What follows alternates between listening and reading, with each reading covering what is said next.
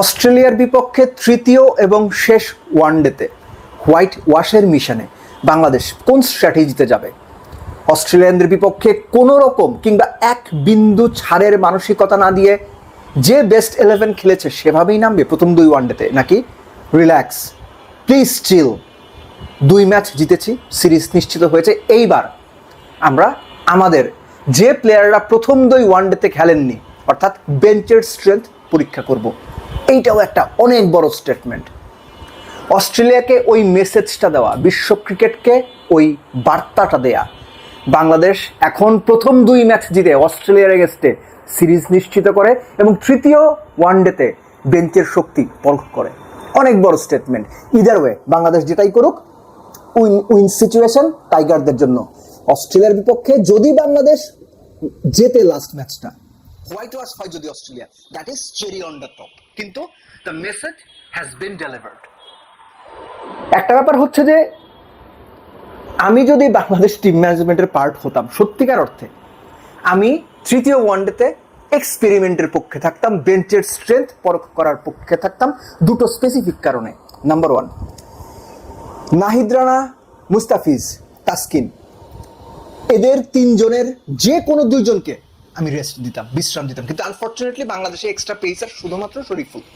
So মুস্তাফিজকে rest দিয়ে শরীফুলকে খেলানো খুবই যৌক্তিক, এটাই হওয়ার কথা, আমি হলে তাই করতাম।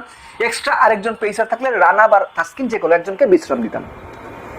লিটন, তাওহিদ হৃদয়, 2 জনের যে কোনো একজনকে আমি বিশ্রাম দিতাম।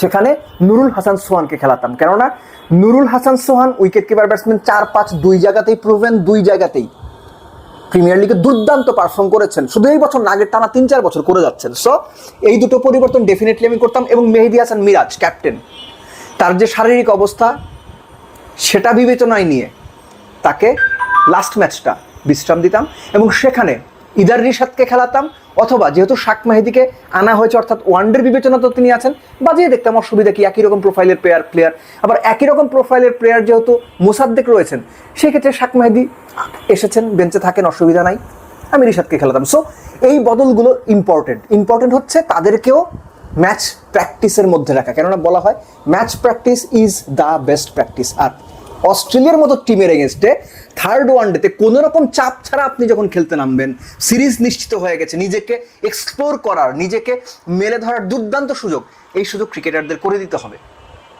কেননা বাংলাদেশ ক্রিকেট দিনের পর দিন জিম্বাবুয়ের মতো টিমের এগেনস্টেও পূর্ণ শক্তির বাংলাদেশ পঞ্চপাণ্ডবকে খেলিয়ে গেছে, তার রেজাল্ট কিন্তু খুব ভালো হয়নি। সো এই সুযোগগুলো থাকলে এই সুযোগগুলো নেওয়া উচিত।